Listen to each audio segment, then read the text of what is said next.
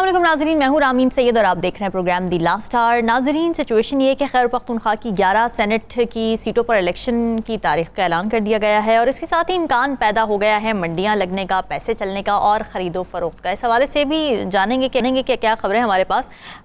दूसरी तरफ तहरीक इंसाफ की जानिब से ऐलान किया गया है कि मुहर्रम के बाद एक बड़ी तहरीक चलाई जाएगी, मगर यहाँ पर एक बात करना बहुत ज़्यादा ज़रूरी है नाज़रीन। वो बात यह है कि इस मुल्क में सियासत बहुत खेली जाती है, मगर आवाम की ज़िंदगियों के साथ किस तरह से खिलवाड़ किया जा रहा है इस बारे में कोई बात नहीं करता, कोई सवाल नहीं करता, कोई जवाब नहीं देता। लियारी के इलाके में आज गिरी है एक बिल्डिंग, 5 मंजिला वो इमारत थी जिसमें 13 फैमिलीज़ रिहाइश पजीर थीं। अब तक की इत्तलात ये सामने आ रही हैं कि अब तक 7 अफराद उसमें जाँ बहक हो चुके हैं।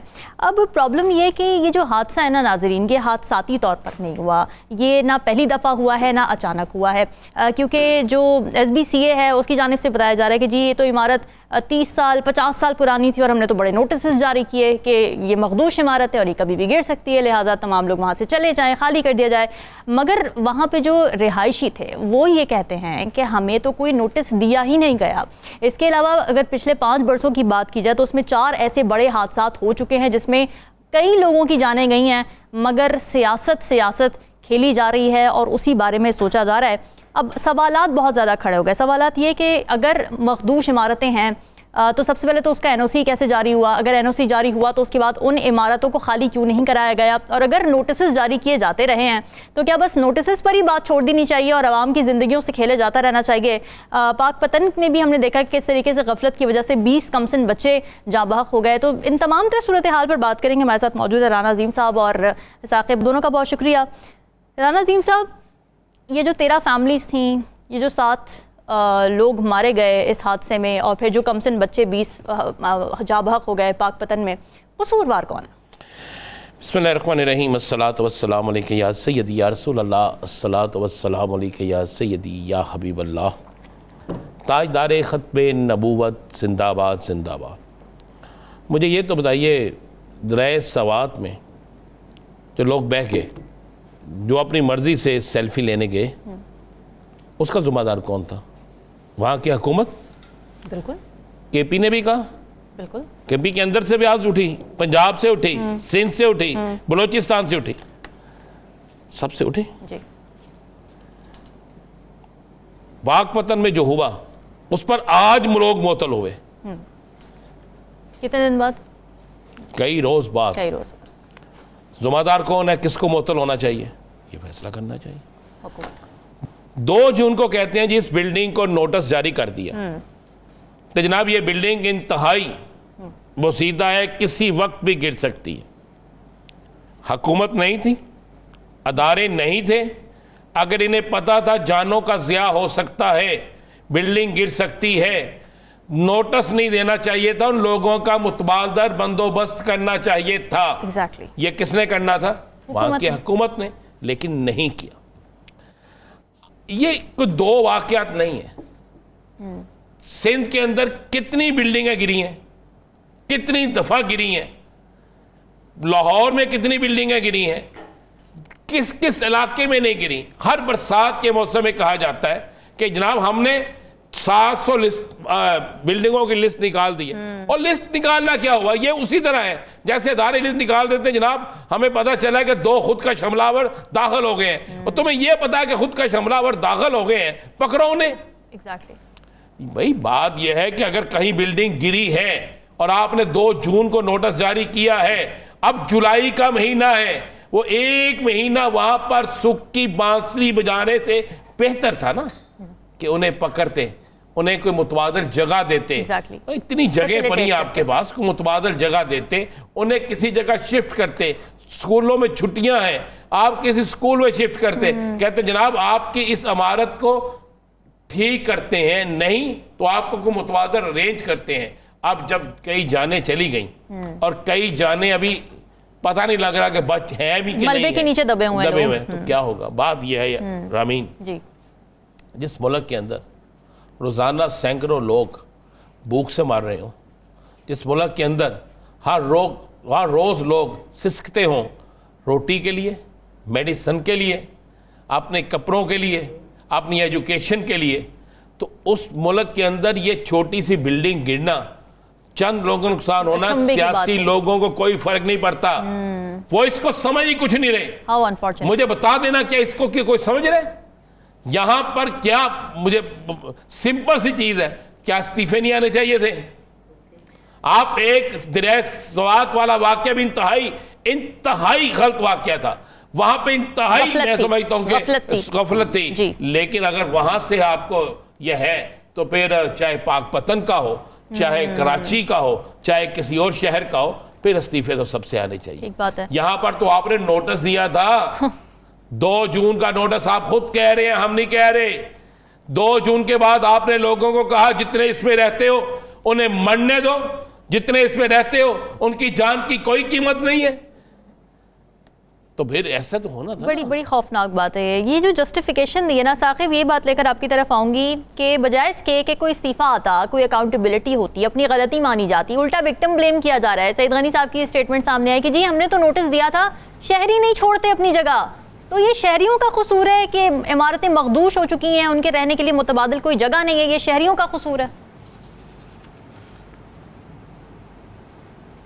शहरियों का कसूर तो किसी हद तक उनको देखना चाहिए कि इमारत की क्या सूरत हाल है, उसमें कोई मुंतकिली की ज़रूरत है या नहीं है। लेकिन हुकूमत वक़्त जो है, हुकूमत सिंध बिल्डिंग कंट्रोल, ये उनका काम था। और सबसे जो तशवीशनाक बात है, दिसंबर 2024 अब जुलाई है, तकरीबन 7 माह पहले जो सिंध असम्बली की पब्लिक अकाउंट्स कमेटी है, वहाँ पे एक रिपोर्ट पेश होती है जिसमें ये कहा जाता है कि तकरीबन 570 मतलब 570 से ज़ायद इमारतें ऐसी हैं जो कराची समेत जो सिंध के मुख्तलिफ इलाकों में मखदूश हैं। और उनके हवाले से ये वहाँ पे कहा जाता है कि इंसानी जानों का ज़िया हो सकता है। और हुक्काम जो थे सिंध बिल्डिंग कंट्रोल के, उनको ये हदायत की गई कि आप फौरी तौर पर इक़दामात करें। बल्कि सिंध बिल्डिंग कंट्रोल के डीजी ने ये बात की दिसंबर 2024 में, 7 माह पहले, कि ये जो है वो इमारतें जो है मखदूश हो चुकी हैं। और उसमें ज़्यादातर जो ओल्ड सिटी एरिया है वहाँ पे तकरीबन 434 जो इमारतें हैं वहाँ पे हैं। तो इतनी बड़ी तादाद में इमारतों के हवाले से पूरा डाटा इनके पास पहले ही मौजूद है। खुद ये जो है वो तस्लीम कर रहे हैं 7 माह पहले कि ये इमारतें जो है वो गिर सकती हैं। लेकिन हमारे यहाँ एक अजीब रवैया है, हमेशा से किसी भी वाक़े का इंतज़ार किया जाता है कि इंसानी जानों का जब ज़िया हो जाता है तो सारे मुतहरिक हो जाते हैं। वज़ीर आला सिंध भी मुतहरिक हो गए, प्राइम मिनिस्टर की जानिब से भी हर साल मुतहरिक होते हैं ना, जैसे मानसून बारिशें शुरू होती, नाले भरना शुरू हो जाते हैं तो हर साल मुतहर्रिक हो जाते हैं। ठीक है, ये तो बात हो गई। ज़ाहिर है भाई अब आवाम की बात कर रहे हैं, आवाम की बात। राना अजीम साहब, अब बात यह कि मुहर्रम के बाद एक एहतजाजी तहरीक की बात हो रही है। आज अलीमा खान साहिबा ने बोला, क्या महंगाई की सताई आवाम, इस तरह के हादसात की सताई आवाम सड़कों पर आने जा रही है मुहर्रम के बाद? क्या होने? मैं आपको बिल्कुल आप बता रहा हूँ कि तहरीक इंसाफ को भी साइड पे रख दें, ठीक है, बाकी सियासी जमातों को भी साइड पे रख दें। आवाम खुद अब निकलने के लिए तैयार है। मैंने आज लोगों के बिल देखे हैं, 201 यूनिट बिल कहाँ पे चला गया? मुझे समझ नहीं, मैं ढूंढ रहा हूं उन एंकर्स को भी। मुझे नहीं पता वो एंकर्स कहाँ चले गए जो महंगाई पे रोजाना प्रोग्राम करते थे। आज खामोश है, उनकी जुबान थकती नहीं थी। आज वो कहाँ चले गए हैं? मैं तो उनके लिए इन्ना लिल्लाह व इन्ना इलैहि राजिऊन भी नहीं कह सकता, क्योंकि मेरी बरादरी से तलक रखते हैं। लेकिन मेरा एक सवाल है, या तो वो खरीदते नहीं या उनको खरीदा हुआ आ जाता है। ये हुक्मरान भी नहीं खरीदते, ये सियासतदान भी नहीं खरीदते, ये चंद बड़े भी नहीं खरीदते। सब्जी कौन सी महंगी है मुझे बता, कौन सी सस्ती है?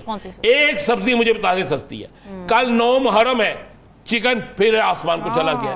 किधर गई प्राइस कंट्रोल कमेटियां? फल आप ले नहीं सकते, गैस की कीमत बढ़ गई है, बिजली की कीमत बढ़ गई है, मेडिसिन की कीमत बढ़ गई है। आम कपड़ा जो सूट 500 1000 या 5000 वाला था वो आसमान को चला गया। सस्ता पता क्या हुआ है? लग्जरी गाड़ियां सस्ती ये हुई हैं कि वो गाड़ियां सस्ती हुई हैं जो बड़े बड़े लोगों ने इस्तेमाल करनी थी। और हुआ क्या है, आप देखें कल पंजाब असम्बली में क्या कि वो जो पास किया गया है कि जनाब आप छुट्टी करेंगे ना, आप छुट्टी में भी चले जाएंगे, आपको पैसे मिलेंगे, इसलिए कि आपका गुजारा मुश्किल है। तो बताएं मुझे 37,000 रुपए वाले शख्स का गुजारा है? 37,000 रुपये वाला शख्स गुजारा कर सकता है? जब 250 रुपये किलो दूध हो जाए, जब 250 रुपये किलो दही हो जाए, जब बच्चों के लिए अगर कोई दूध लग जाए वो लाना मुश्किल हो जाए, मेडिसिन लेने जाएं तो 1,000 का नोट इस तरह ख़त्म हो जाता है, तो किस तरह गुजारा होगा? और करे ना, ये कहते हैं ना पेट्रोल, मुझे तो शर्म आती है उन लोगों की को लोग कहते हुए कि जो लोग बैठे हुए हैं मुख्तलिफ जगहों पे, चाहे वो किसी भी सियासी जमात से।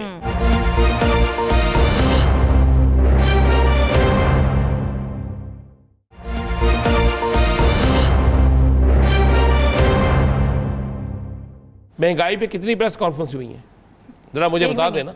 ये सियासी लीडर कितने एक महंगाई पे आए हैं? ये सब जब ऑपोजिशन में होते हैं तब बात करते हैं ना, हुकूमत में आते हैं। मुझे बताएं, कहते हैं कि मुल्क के मुआशी हालात बहुत बेहतर हो गए हैं, इशारे बहुत बेहतर मिलने शुरू हो गए हैं, अवाम खुशहाल हो गए। और कौन सी अवाम खुशहाल हुई है? मुझे 5 बंदे गिना दें आम आदमियों में से जो खुशहाल हो गए। 5 अफराद गिना दें। आपके ना किचन होता है, उसकी चीजें होती हैं। क्या उस किचन में जो दाल आ रही है वो सस्ती है? क्या उस किचन में जो ऑयल आ रहा है सस्ता है? क्या उस किचन में जो गरम मसाले आ रहे हैं वो सस्ते हैं? क्या अंडे सस्ते हैं? बढ़ते जा रहे हैं। क्या चिकन सस्ता है? नहीं है। क्या आपके हर घर में एक फ्रिज तो होगी ना? आप पंखा लगाएं, सिर्फ पंखा, एक फ्रिज चला लें, एक मोटर चला लें, पानी के लिए मोटर जरूरी है, बिल यूं जाएगा ना, 200 यूनिट से ऊपर तो जाएगा। तो ये क्या वादे करते थे? इनकी तकारीर चलाए ना जरा। मरियम साहबा भी कह रही थी, बिजली के फ्री यूनिट, बिलावल साहब भी कह रहे थे फ्री यूनिट दे देंगे। सब कुछ कह रहे थे, यूनिट नहीं फ्री दिए। हमें फांसी दी है, हमें एक फंदा दे दिया कौम को कि ये बिजली का बिल आए, फंदा नंबर 1, गैस का बिल आए, फंदा नंबर 2, आपका घर कोई बीमार हो गया, मेडिसिन नहीं लानी, दे दो, जल्दी बचत हो जाएगी। फलां हो फलां कर लो, फलां हो फलां कर लो। बड़ी अनफॉर्चुनेट। और लोग अब निकलने के लिए तैयार बैठे हैं। लोगों ने किसी सियासी जमात का इंतजार नहीं करना। लोग कहते हैं मार्केट में चले जाएं, गाहक नहीं है, इसलिए नहीं है कि किस तरह खरीदे, ताकत ही नहीं है। और जिसका बच्चा भूख से मर रहा होगा वो क्या करेगा? वो वोट देने जाएगा इन्हें? नहीं, वो सड़कों पर आएगा, उसको सड़कों पर ही आना चाहिए। Saqib, on a very different note, क्योंकि आज बड़ी खबरें चली। अच्छा, अब ये खबरें जो है ज़ाहिर है हम इसको मिस इन्फॉर्मेशन कहें, डिस इन्फॉर्मेशन कहें, फेक न्यूज़ कहें, मगर सोशल मीडिया पर ये खबरें चल रही थी कि जी नवाज शरीफ साहब इमरान खान साहब से मुलाकात करने के लिए अडियाला जेल जाने वाले हैं। तो ये कोई कुछ पता चला? आप क्योंकि ज़ाहिर है you are an investigative reporter, क्या था ये? अच्छा, पीटीआई की जानिब से जब भी किसी भी एहतजाजी तहरीक का ऐलान किया जाता है, ये अक्टूबर में भी था, फिर नवंबर में, और अब जो है वो 10 मुहर्रम के बाद इमरान खान साहब ने ये ऐलान कर रखा है कि वो एहतजाजी तहरीक शुरू होगी पीटीआई की। तो तब जो है वो ऐसी खबरें, ऐसी बातें हमें देखने और सुनने को मिलती हैं। जहाँ तक मैंने मालूमात ली है इनसाइड मुस्लिम लीग नून भी और इनसाइड पीटीआई भी, कि ऐसी कोई बात जो है वो एग्जिस्ट नहीं करती। उसकी एक वजह है। वजह यह है कि माजी में भी जो मैंने इवेंट्स आपको बताए कि तब क्या होता रहा, और अब ये हमेशा से ऐसी बातें जो है वो कन्फ्यूजन फैलाने के लिए की जाती हैं, जिसमें उनके जो लीडरशिप है वो भी कंफ्यूज हो जाती है, उनके कारकुनान भी जो है वो कहीं ना कहीं कंफ्यूज हो जाते हैं। अब एक तरफ अगर फर्ज करें कि इमरान खान साहब, जो नवाज शरीफ साहब के हवाले से कहा जा रहा है, अगरचे मुस्लिम लीग नून का ऑफिशियली अभी तक कुछ नहीं मौक़िफ़ आया, अनऑफिशियली भी वो इस चीज़ को तस्लीम नहीं कर रहे, तो अगर नवाज शरीफ साहब तैयार भी हो जाएं, फर्ज करें, तो मैं अडियाला जेल में कवरेज के लिए जाता रहा हूँ। इमरान खान साहब की गुफ्तगू हम सुनते रहे हैं, उनसे सवालात होते रहे हैं, नून लीग और पीपल्स पार्टी के हवाले से सवालात होते रहे हैं। उनका जो सख्त रवैया, उसको कहें, सख्त अल्फाज में गुफ्तगू करना, उसको कहें, मुझे नहीं लगता कि अगर नवाज शरीफ साहब वहाँ चले भी गए तो इमरान खान साहब उनको जो है वो वेलकम करेंगे। एक इवेंट में आपको बता देता हूँ, 8 फरवरी इलेक्शन हुए, 10 फरवरी को हम वहाँ पे जब अडियाला जेल कवरेज के लिए गए तो इमरान खान साहब ने मीडिया टॉक की, तो उन्होंने कहा कि मुस्लिम लीग नून पीपल्स पार्टी और MQM के साथ किसी सूरत हम नहीं जाएंगे। ठीक है। और मुस्लिम लीग नून के हवाले से उनका एक खास बयानिया है, उस बयानिए को हर मीडिया टॉक में वो बात करते हैं। तो मुझे नहीं लगता कि अगर फर्ज करें इधर से तैयारी हो भी जाए तो कि उधर से जो है वो कुछ तैयारी होगी। हाँ, तैयारी तब हो सकती है कि आप कोट लखपत जेल की क़यादत को यहाँ लाएं, वो इमरान खान साहब से मिले, और यहाँ की अडियाला जेल के बाहर जो PTI की क़यादत है इनको पूरा वक्त दें कि ये अंदर जाकर मिले, सारी सिचुएशन जो है वो डिस्कस हो, उसके बाद ये तवक्को आप कर सकते हैं कि कोई जो है वो तीसरा नतीजा निकले। इस सूरत-ए-हाल में मुझे बिल्कुल भी ऐसा कोई ब्रेक थ्रू नजर नहीं आता। वो कोई नहीं और नहीं है। देखें, वो पाकिस्तान के एक बड़े सीनियर एंकर पर्सन है। अच्छा। और उन्होंने बाकायदा उस सीनियर एंकर पर्सन जो है, अब तो उन्होंने अपने ट्विटर पे इस पे माजरत कर ली है। अच्छा, माजरत कर ली। लेकिन उन्होंने जब ये की तो उसके बाद फिर हम चल पड़ते हैं ना, लकीर के फ़कीर है, माफ कर दें, वो कर दें, नहीं चल पड़ते हैं, लकीर के फ़कीर है। मैंने फिर आज एक मुस्लिम लीग नून के बड़े जुम्मेदार शख्स से पूछा। अच्छा। मैंने कहा जी क्या कोई ऐसा है कोई सिलसिला? तो उसने बड़ी खूबसूरत बात की। क्या? और उसने बड़ी कमाल बात की कि जिस शख्स को हमने जेल में रखा हुआ है वो हमसे मुलाकात करने के लिए तैयार नहीं है, वो हमसे बात करने के लिए तैयार नहीं है। तो ये क्या होगा? मैंने कहा किया क्या? उसने कहा यार सीधी सी बात है, जब ये खबर चली या चलवाई गई, उसने कहा उस खबर के बाद एक टेलर था या एक चीज़ थी कि हम देखें कि आखिरकार हो क्या रहा है। अच्छा, यानी हम चेक करें कि क्या को PTI की अगर कोई शख्सियत कहती है जी हम वेलकम करेंगे इसको, टेस्टर लगाया तो उसने कहा हमारे पास एक बड़ा अच्छा आ जाएगा कि जनाब देख लें, हमें ये कहते थे बुरे और हमारा वोट बैंक भी बढ़ेगा, हम कहेंगे जनाब ये तो आ गए। उसने कहा जब देखा कि किसी की तरफ से नहीं आया बल्कि अलीमा खान साहिबा ने, तो कह दिया ये खान साहब का नहीं मेरा पैगाम है, खान साहब नहीं मिलना चाहते। वो क्यों मिलेंगे? फिर उन्होंने जो ये भी बात की कि पहले ये तो देखें इनके अपने पल्ले क्या है, जो अलीमा खान साहब ने। अब बात यह है कि उसके बाद मैं तो इस इंतजार में था कि इस खबर के बाद साकिब भाई सबसे पहले बयान आना चाहिए था मुस्लिम लीग नून का, किसी स्पोक्सपर्सन का आना चाहिए था। एने वरे ने जिसे मुकदे ही नहीं, अल्लाह ना मुकाए हो रान, उनका आना चाहिए था। वो आके कहते जनाब नहीं नहीं नहीं मियाँ साहब बिल्कुल नहीं मुलाकात करेंगे, हमें कोई जरूरत नहीं है। लेकिन अभी तक जिस वक्त आप और मैं प्रोग्राम कर रहे हैं इस वक्त तक कोई ऐसी बात नहीं है। अच्छा, यानी वो इंटरेस्टेड है, मतलब ये इंटरेस्टेड है मिलने में खान साहब? नहीं इंटरेस्ट, बात सुने मेरी, ये मिलेंगे जरूर। अच्छा, मैं आपको बता दूं, ठीक है, जब किसी और जगह पे मिलने का रास्ता, पहले भी मिले थे मियां साहब। हाँ जी, जब किसी एक जगह किसी और जगह से मिलने का रास्ता बंद हो जाएगा। अच्छा। और जिसकी अफवाहें साकिब साहब एक दफा पहले भी मिले थे मियां साहब। वो बहुत पुराना, वो जो 2000 जी मैं 2013 के इलेक्शन के बाद जब जो वज़ीर-ए-आज़म बने थे नवाज शरीफ साहब, जब घर गए थे इनके, उससे थोड़ा टाइम बाद ही वो जो है वो बनी गाला चले गए थे जी। और बनी गाला जाकर इमरान खान साहब से मुलाकात आप जख्मों पे ना नमक फेंक रहे हैं। आप ये कह के उस वक्त वो वज़ीर-ए-आज़म बने थे, वो वज़ीर-ए-आज़म नहीं है। इस वक्त हमें शो में ज्वाइन किया है अपोजिशन लीडर पंजाब असेंबली है मलिक अहमद खान बचर साहब। सर बहुत शुक्रिया आपने हमें शो में ज्वाइन किया। सर पंजाब में इस वक्त क्या चल रहा है? अगर PTI की हवाले से बात करें, जो PTI के साथ जुल्म और ज़्यादतियाँ हो रही हैं असेंबली के अंदर, हमने देखा कि 26 अरकान जिस तरह से मुअत्तल हुए और अब डिसीट करने की भी बात हो रही है, आपको क्या लगता है आप विक्टिमाइजेशन का शिकार हैं इस वक्त? जी बिस्मिल्लाहिर्रहमानिर्रहीम। देखिए बात यह है कि इसमें तो कोई शक ही नहीं है कि और विक्टिमाइजेशन क्या होती है। जी देखिए, अब स्पीकर साहब का और मैं बार बार एक बात कर रहा हूँ कि स्पीकर साहब तो बड़े अच्छे लॉ नोइंग स्पीकर हैं और मैं समझता हूँ कि वो जिस लेवल पे वो लेके गए हैं, सस्पेंशन होती है कि एहतजाज हुआ है, उस एहतजाज में पाकिस्तान तहरीक इंसाफ अपने हालात की वजह से वो एहतजाज करती रहेगी। और आपको तो पता है जो हालात हमारे मुस्लिम लीग नून के साथ हैं और जिस तरह उन्होंने दीवार के साथ लगाया हुआ है, तो अब सस्पेंशन की हद तक तो ठीक था। अब देखिए ये क्या कर रहे हैं, विंडो खोल रहे हैं कि जो एहतजाज करे MPA या MNA उसको आप इलेक्शन कमीशन के थ्रू डिसीट करवा दें। यानी ये स्पीकर साहब जो कस्टोडियन ऑफ द हाउस हैं, ये किस किस्म की विंडो खोलने जा रहे हैं? तो सारी उम्र इन्होंने ही रहना है। देखे ना, इस कुर्सी पे कोई एक बंदे ने नहीं रहना, ना कोई वज़ीर-ए-आज़म, वज़ीर आला, कोई कितने आए कितने चले गए, लेकिन आप ऐसी प्रेसिडेंट सेट करके जा रहे हैं कि एक बदनुमा धब्बा आप अपने ऊपर लगा के एक पार्लिमानी लूली लंगड़ी जमहूरियत जो को फिर रही है उसको भी आप असेंबली के अंदर का प्रोसीजर भी आप सड़क पे ला रहे हैं।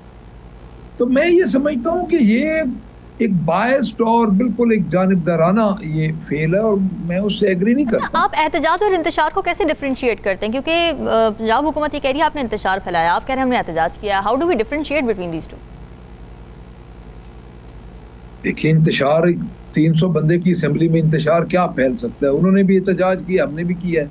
अब नारेबाजी जो होती है ना जी, नारेबाजी को आप डिटरमिन नहीं कर सकते।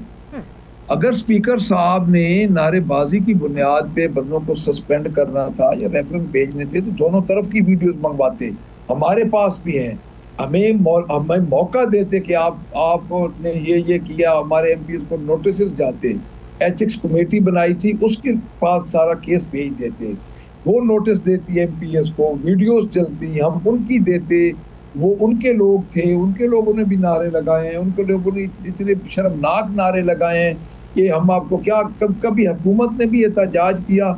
मेरी एज ए पोजीशन लीडर 3.5 घंटे की स्पीच हुकूमत इंटरप्ट करती रही और बड़े अजीबो गरीब और शर्मनाक नारे लगाती रही, इनकी खवातीन मिनिस्टर्स नारे लगाती रही। तो मैं ये समझता हूँ कि ये चीज़ें या तो स्पीकर साहब पूरी असेंबली को एक डोमेन में एक जगह लेके आए। ऑडिटर जनरल ऑफ पाकिस्तान ने जिसमें 6 महीने इन्होंने माने हैं कि 6 महीने का चलो हमारा है, और उस पर भी अब दबाव डाल रहे हैं कि आप क्लीन चिट दें इसको रिव्यू करके। तो मैं ये समझता हूँ कि अगर इस तरह स्पीकर साहब समझते हैं कि इस तरह या गवर्नमेंट समझती है गवर्नमेंट का आप एहतजाज ना करें और वजीर आला आए तो आप चुप करके बैठ रहे हैं, तो ऐसे मुमकिन नहीं होगा।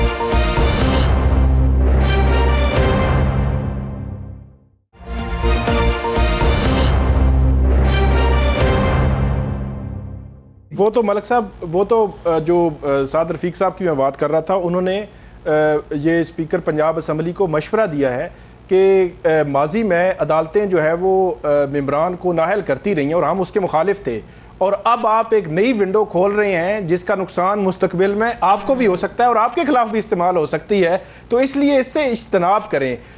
ओवरऑल अगर देखा जाए तो मुस्लिम लीग नून खुद पहले यूसुफ रज़ा गिलानी 2012 में जब वो नाअहल हुए उस पर उसके हवाले से बाद में इनको याद आया ये तो काम गलत हुआ है, फिर नवाज शरीफ साहब नाअहल हुए, फिर अभी रिसेंटली साबिक वज़ीर-ए-आज़म नवाज शरीफ साहब इमरान खान जो है वो भी नाअहल हुए।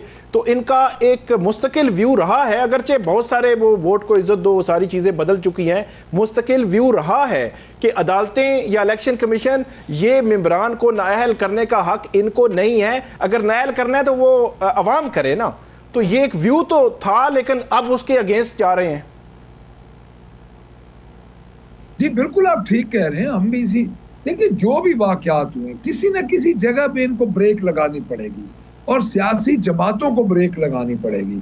अब ये तो बिल्कुल ही एक एक्सट्रीम है जी। आप देखिए मैं आपको पहले कह रहा हूँ कि सस्पेंशन स्पीकर का इख्तियार है, स्पीकर मेंबरान पे नाराज होते हैं, देखते हैं कि वो उनका कंडक्ट ठीक नहीं है, वो सस्पेंड करते हैं। स्पीकर साहब ने हमारा एक मेंबर हसन मलिक सस्पेंड किया और हसन मलिक की सस्पेंशन के बाद हमने असेंबली के इजलास में आते रहे, जो किसी बजट के दौरान वो सस्पेंड हुए, लेकिन हमने उसके बावजूद हम असेंबली के इजलास में भी आते रहे। वो उनके ख्याल के मुताबिक के जो जिस दिन वजीर खजाना ने स्पीच की उन्होंने उनके ख्याल के मुताबिक वो जो बुक फेंकी वो उन पे लगी, तो वो उसके बावजूद हम सेशन में आते रहे। हम बिल्कुल उसी तरह जिस तरह एक सेशन होता है पूरी तरह आए, और इस वाक़े के बाद हम दोबारा दूसरे दिन फिर गए सेशन में। जब लीडर ऑफ द अपोजिशन का इस्तेकाक है कि जब वो खड़ा होता है तो स्पीकर साहब को फ्लोर देना पड़ता है, मुझे उन्होंने नहीं दिया, मैं 3 दफ़ा मैंने फ्लोर मांगा, यही बात क्लियर। अच्छा मलिक साहब ये तो आज हुई, आज आपकी बड़ी धुआंधार प्रेस कॉन्फ्रेंस भी थी। तहरीक 2 दिन रह गए हैं, 2 दिन बाद तहरीक किसी न किसी तरीके से चलनी ही है, और अलीमा खान साहिबा कहती है कि तहरीक के हवाले से हदायत हो चुकी हैं फाइनल। क्या तैयारी है पंजाब से? जी देखिए मैं आपको कर्ज करूं कि इंशाअल्लाह ताला आपको अगले हफ्ते में तैयारी नज़र आएगी। फ़िलहाल हम अपने पार्लियामेंटेरियन का हर हल्के से इंशाअल्लाह मुझे लगता है, और फिर हम आहिस्ता आहिस्ता उसको डिवीजनल सतह पे और एक वाज़े पॉलिसी हम देंगे। इसलिए बहुत पहले नहीं बता सकते राना साहब कि आपको पता है कि हमारे बड़े आपको तो सारी बातों का पता है। नहीं, खड़े के अलावा भी और भी काफ़ी अब हमारे जो हैं वर्कर्स हैं उनकी भी सेफ्टी और सिक्योरिटी हमारा बिल्कुल ऐसे बिल्कुल। अच्छा मलिक साहब, ज़ाहिर हम पंजाब में बात करें, एहतजाज की बात करें, मगर एक तरफ जो पंजाब के अंदर कोट लखपत जेल में लीडरशिप है पीटीआई की, वो मुज़ाकिरात की बात कर रही थी। आप मुज़ाकिरात के अमल को किस नज़र से देखते हैं ऐसे वक्त में जबकि एहतजाज की अब एक्टिवली बात हो रही है? देखिए, मैं मुज़ाकरात के अमल को बड़ा पॉजिटिव देखता हूँ। बाख्तियार मुज़ाकरात, बाख्तियार, अब बाख्तियार, चाय और बिस्किट वाले मुज़ाकरात नहीं। तो जो हमारी पार्टी के लीडर हैं, हमारे वो लीडर्स हैं जो अंदर हैं, तो उनकी बड़ी साहिब राय है जी। और दूसरी बात ये है कि उनकी इस चीज़ को हम खान साहब खुद भी कंसिडर करेंगे और उनका भी बुनियादी मकसद यही है कि बाख्तियार मुज़ाकरात, और वो ये कभी भी नहीं चाहते कि सिर्फ जाके हम चाय बिस्किट करके और वापस आ जाए। तो वो उनकी तजवीज़ बड़ी कोई इस तरह नहीं है कि उनकी तजवीज़ नामुमकिन है, लेकिन जो बाख्तियार लोग हैं उनके साथ, चाहे वो सियासी पार्टी हो चाहे कोई हो। ठीक है, लेकिन ख्वाजा आसिफ साहब कह रहे हैं कि जी तहरीक और जो मुज़ाकिरात हैं वो साथ साथ चल नहीं सकते। तो आपको लगता है ये साथ साथ चल सकते हैं? पीटीआई की स्ट्रैटेजी है कि इनको साइमल्टेनियसली लेकर चलना है? देखिए, मेरी बात सुनिए, ख्वाजा आसिफ साहब की बात का मैं क्या जवाब दूं। मुस्लिम लीग नून भी उधर से मुज़ाकरात करती रही है, उधर से बाजवा साहब से उनकी मीटिंग्स भी होती रही हैं। मैंने भी तो उधर ही मीटिंग की थी ना। तो ये तो बड़ी अजीब बातें हैं। उधर से उनकी आप उधर से गुजरांवाला जलसा में बाजवा साहब को ये गालियां दे रहे थे और दूसरे दिन गुड कॉप बैड कॉप, हाँ तो गुड कॉप बैड कॉप वाली। देखें, पॉलिटिकल जमात जो होती है वो मुज़ाकरात भी करती है और तहरीक भी चलाती है। ये बात, हाँ ये ज़रूर है कि हमारी जितनी भी स्ट्रगल है उसको ये और एंगल से ले रहे हैं, क्योंकि इनके अंदर खौफ है, लोग हमारे साथ हैं और ये अवाम की मोरल सपोर्ट के बगैर बैठे हैं। तो बाकी ये तो हर जमात में ये रहा है कि उसने मुज़ाकरात भी किए और साथ साथ तहरीक भी चलाई है। ये तो कोई ऐसी बात। हनीफ अब्बासी ने एक फिक्रा कहा है कि पीटीआई को माफ़ी मिलेगी तो फिर मुज़ाकरात हो। माफ़ी किसने देनी है? हनीफ अब्बासी किसकी तरफ इशारा कर रहा है?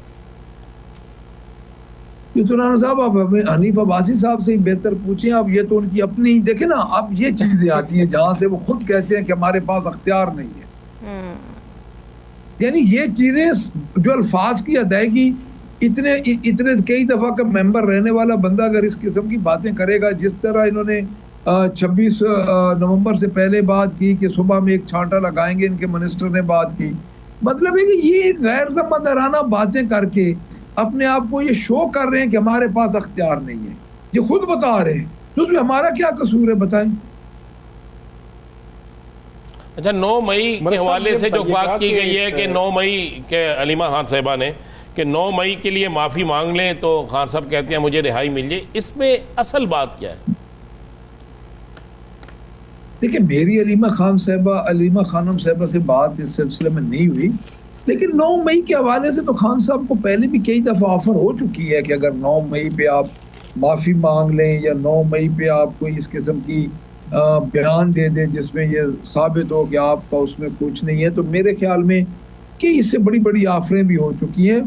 तो खान साहब तो रूल ऑफ लॉ के लिए कहते हैं जी कि मुझे अदालतों से इंसाफ लेके देगी।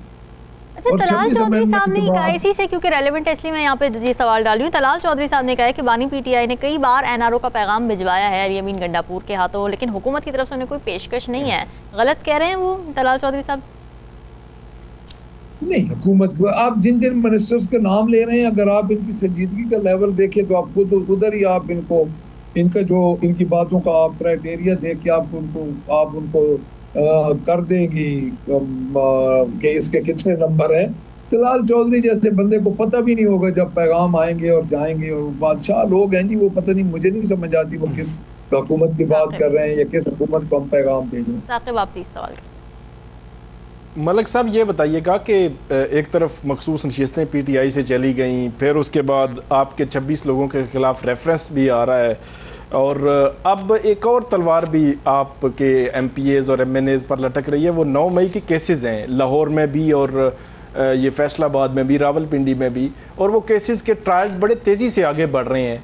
तो वो उस वाले से क्या तैयारी है आपकी कि वहाँ MPs भी हैं और MNAs भी हैं कि अगर उनको वहाँ से अगर कोई नहली का या उनको सज़ा मुमकिन तौर पर अगर हो तो वो तो नाअहल हो जाएंगे, फिर आपकी तादाद तो मज़ीद सुकड़ रही है आहिस्ता आहिस्ता, जैसे जैसे ये टेन्योर आगे बढ़ रहा है आपकी तादाद सुकड़ रही है। जी साकिब साहब, आपका बड़ा अच्छा क्वेश्चन है। बात यह है जी कि जो आपके हैं ना 26th अमेंडमेंट के बाद जो सीट्स हैं, वो तो इन्होंने एक ऐसा काम किया है कि देखिए, आप अगर जो बैड लेजिस्लेशन है ना जी, उसके तो आप देख लें कि 26th अमेंडमेंट हुई और उसके बाद ये चीज़ें आ गई। अब अगर ये सीटों का कहते हैं कि ये सीट्स न ले सकती है सुन्नी इत्तेहाद काउंसिल, न ले सकती है पाकिस्तान तहरीक इंसाफ, तो उधर उनको इन्होंने देख के मजबूत किया है, हाउस में मजबूत किया है। और हाउस में ये समझते हैं कि हम कुछ 27th अमेंडमेंट लेके आ जाएंगे, लेकिन उससे आपके मुल्क की जो जमहूरियत है या आपके मुल्क का जो एक चेहरा है, जमहूरियत का चेहरा पूरी दुनिया में, वो तो हो जाएगा ख़त्म, पहली बात। दूसरी बात, आप बात कर रहे हैं हमारे 26 मेंबर या ये केसेस, देखिए जो केसेस की बात है, मुझे ये बताएं कि 3-3 हज़ार बंदों पे केसेस हैं और कम से कम अगर एक एक मुलजिम का बयान भी 342 का लिया जाए तो हज़ार बंदा तो उधर नामजद है, तो वो किस तरह ये 4 महीनों में ख़त्म करेंगे? यानी ये सारे सिस्टम को इतना मशकूक कर रहे हैं, जबकि मेरा ख्याल है कि इधर कोई बंदा रहेगा ही नहीं किसी इदारे पे एतमाद करने के लिए। यानी आप सादा सी बात है कि एक FIR में 400 बंदा नामजद है, आप 342 का मुलजिम का बयान ही नहीं 3 महीनों में मुकम्मल कर सकते। आप कैसे 3 महीनों में पूरा केस खत्म कर सकते? ठीक है, इंसाफ के तकाजे अगर पूरे करने हो तो ये केस तो अगले 2 सालों में नहीं खत्म हो सकते। चल बहुत शुक्रिया मलिक अहमद खान बचर साहब हमारे साथ मौजूद। वक्त एक ब्रेक का, स्टे विद अस।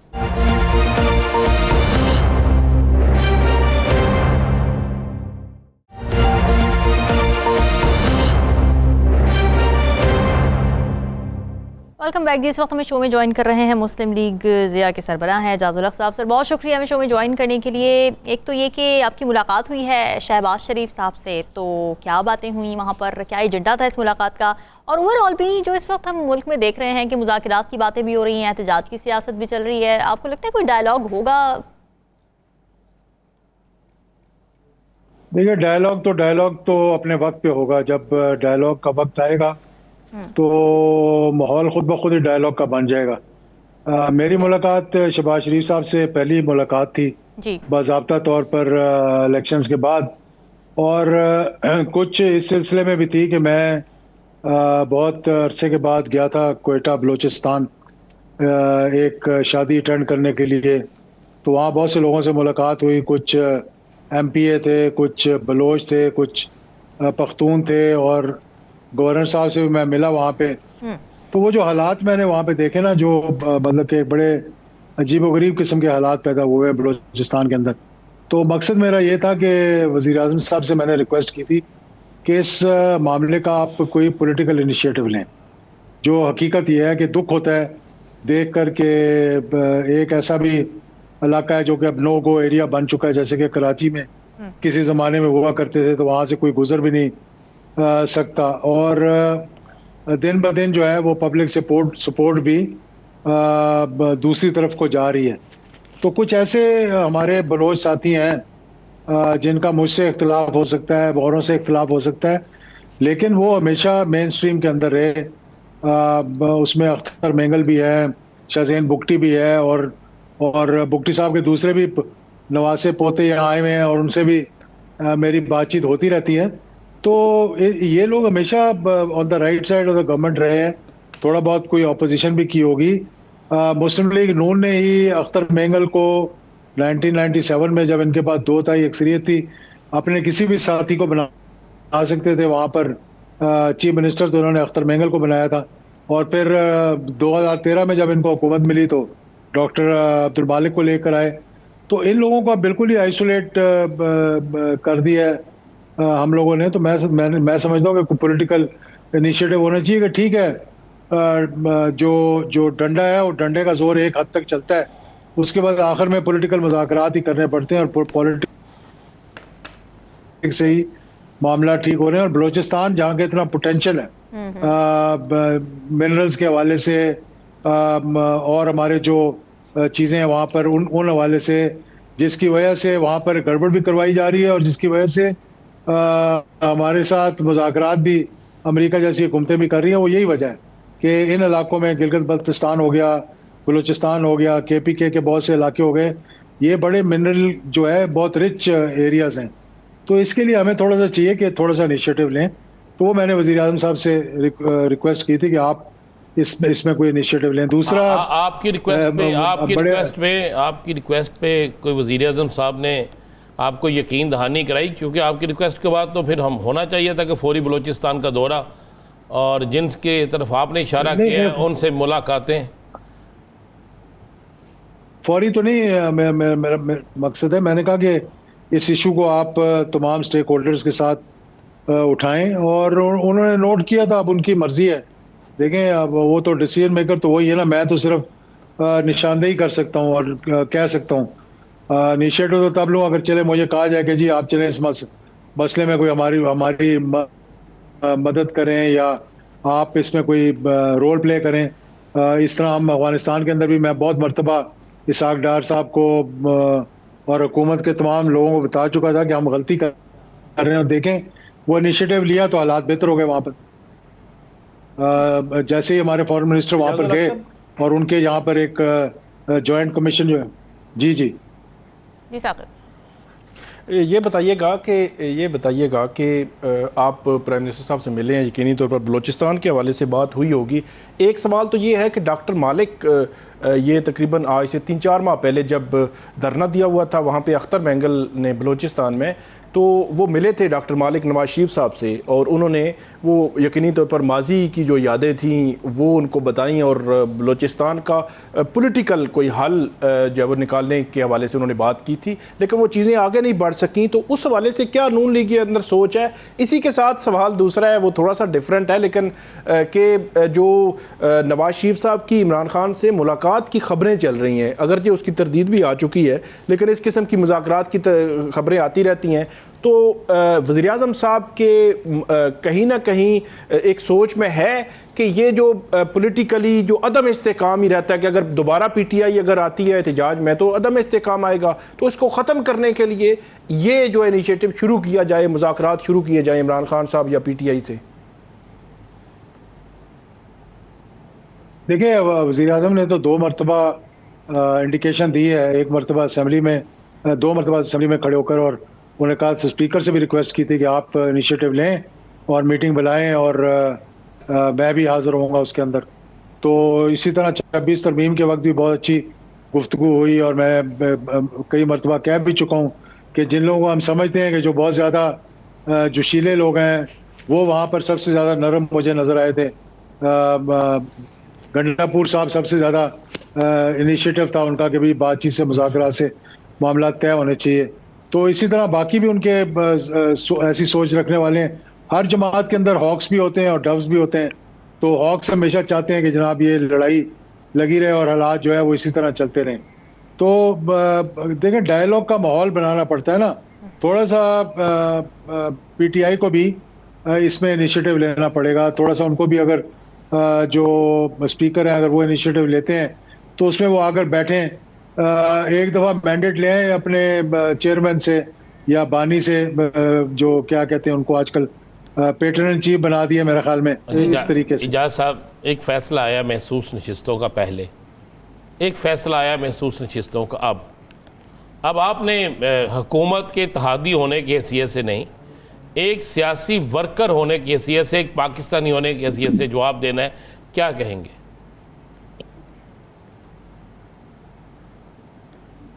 देखिए, इस पे बहुत से सवालिया निशान है अभी कि किस तरीके से, जिस तरीके से ये रिजर्व सीट्स की जजमेंट आई है ना, कि जो पहले बेंच बना था, आपको मुझसे ज़्यादा मालूम है, 13 रुकनी फुल बेंच था वो, और इस दफ़ा जो बेंच बना उसमें से दो जजेस ने तो पहले इनकार कर दिया कि हम नहीं बैठेंगे, तो पीछे 10 रह गए, 12 रुकनी बेंच बनाया था।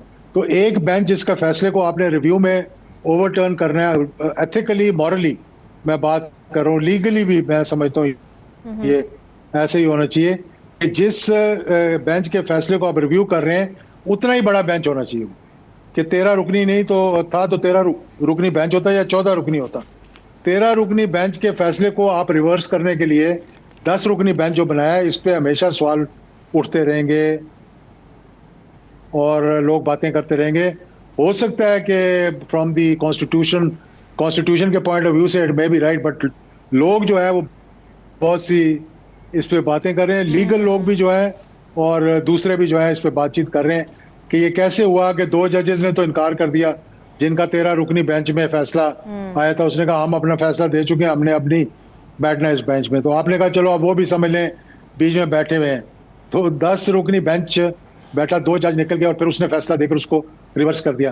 तो ठीक है, हुकूमत को 2/3 अक्सरियत शायद मिल जाए, लेकिन उसका जब तक पॉलिटिकल फायदा नहीं होगा, जब पॉलिटिकल एक्सेप्टेबिलिटी नहीं होगी, तो फिर वो उस तरह से आप उसको लेकर आगे चलना मुश्किल होगा। सही बात है, 2/3 अक्सरियत किसी काम की नहीं है ना अगर मकबूलियत ना हो आपके पास। अच्छा, पॉलिटिकल स्टेबिलिटी की आपने बात की है एजाज साहब कि पॉलिटिकल इंस्टेबिलिटी है जिसकी वजह से जो मुआशी अशारी हैं वो भी हमें डाउन नज़र आ रहे हैं। आपको क्या लगता है इस पॉलिटिकल स्टेबिलिटी के पीछे इस वक्त वजह क्या है? रिलक्टेंस कहाँ पर है? अगर हम डायलॉग की बात करें, हुकूमत की तरफ से ज़्यादा रिलक्टेंस है या PTI की तरफ से आप ज़्यादा रिलक्टेंस देख रहे हैं? देखिए, कुछ PTI की तरफ से भी रिलक्टेंस थी माजी के अंदर जब अपॉर्चुनिटीज़ आई, तो जैसे कि ये 26 नवंबर से पहले गुफ्तगू हो रही थी, उससे बाद पहले लॉन्ग मार्च से पहले गुफ्तगू हो रही थी जब जनरल बाजवा की हुकूमत थी, तो उन्होंने कहा था कि हम इलेक्शंस भी करवाने के लिए तैयार थे वो, और PDM की हुकूमत को कन्वे भी कर दिया था। लेकिन उस वक्त PTI नहीं मानी, क्योंकि PTI की उस वक्त जो पॉपुलैरिटी बाद में बनी ना, जो उनका नैरेटिव बाद में बिकना शुरू हुआ, वो उस वक्त नहीं था। और मेरे ख्याल में यही सोच को सामने रखते हुए उन्होंने फिर वो लॉन्ग मार्च किया और जो इलेक्शंस की ऑफर थी उसको रद्द कर दिया। फिर ये सुनने में आया, जो सुनने में भी आया, थोड़ी मेरी इन्फॉर्मेशन भी है कि जो इनिशिएटिव लिया था कुछ बाहर से लोगों ने, कुछ अंदर से लोगों ने उस लॉन्ग मार्च से पहले के मामला तय करें, तो वो भी तकरीबन तय हो गए थे। फिर कुछ लोगों ने आखिरी मोमेंट पे जाकर उसमें गड़बड़ कर दी। तो डायलॉग तो तब होता है ना, देखें, जब both sides are willing to negotiate. अब इधर से भी तैयारी होनी चाहिए और उधर से भी तैयारी होनी चाहिए, दोनों तरफ से, तो फिर बातचीत आगे बढ़ेगी और वो स्टेज आएगी जब मेरे ख्याल में दोनों तरफ से तैयारी जो है वो हो जाएगी। चलें, उम्मीद करते हैं कि वो स्टेज आए और पॉलिटिकल स्टेबिलिटी है। बहुत शुक्रिया एजाजुल हक सरबराह मुस्लिम लीग जमात तेहरान अजीम साहब और साकिब बशीर भी हमारे साथ मौजूद थे। अब तक के लिए इतना ही, मुझे दीजिए इजाज़त, अल्लाह हाफ़िज़।